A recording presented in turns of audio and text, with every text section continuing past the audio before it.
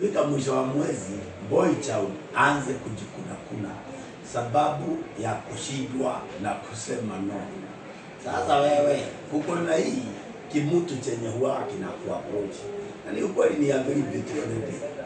Lakini sasa huna guts za kumwambia no. Sasa shida yako wewe huwa unakaa kwa bed sitter. Na yeye huwa anakaa kwa two bedroom. Na anataka umulipie hiyo two bedroom. This lady wewe za zingine unaonaga maybe kwa hiyo kabedi sita kenye huko hata maybe wewe ni mtu wa kupika na kale kameko.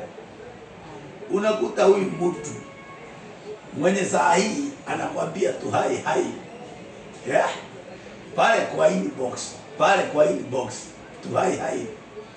Unakuta huyu mtu anakaa nyumba yenye anapika na gas ile kubwa. Unajua kulikuja gas ile digital ya kufinya yenye hata huwezi kusikia harufu. Kwa hiyo boma inapikwa nini? Ile simu ni inavinywa na kidole, iko na digital, yani inajifungulia naye ni mtu wa kameko. Mayai kwake inapikawa na oven yenye iko kwa hiyo chini ya jiko, naye bado uko pale na kameko. Na sasa huyo ndio una support mkae vizuri. Mimi naona kijana boy child uko mshika. One, wenye unatafuta pesa ni hostile. Pesa hazitoki vizuri.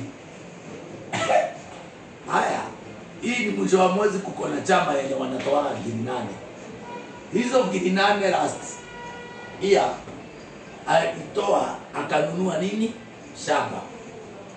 Na semi ni baya. Haya, sasa naye boy child wewe hizo 8,000 zimekuwa kuko na kitu yako hapo. Boy child kuko na kitu yako hapo. Na semi ni baya na mimi si kichomi wa picha. Sijachoma. Lakini ndivyo nakwambia aje boy child. Chunga sana. Sababu pia wewe ni mtoto wa mtu. Na as you know very well, mimi ni mtu wa kutetea boy child. Sasa this time round boy child proud back. Ujawahi kuona mtu wanapelekana na mtu wake lakini anaonekana kama yeye ndiye brother wake mwenye anakuwa kule gizani. Sababu ukiangalia vyenye huyu mtu ni edible. Ukiangalia vyenye ni edible anakaa kasina maisha kwagira. Lakini boy child ukimwangalia huwezi kuimagine ati ndiye huwa ana sponsor hii maisha. Boy child najua this month end month tuko na tuhai. Raundi hii jaribu kukaa ngumu. Hata wewe uone kama utabadilika kidogo. Otherwise tunawapenda sana. Na wewe gao child. Usijali ile pesa unatafuta kwa that guy.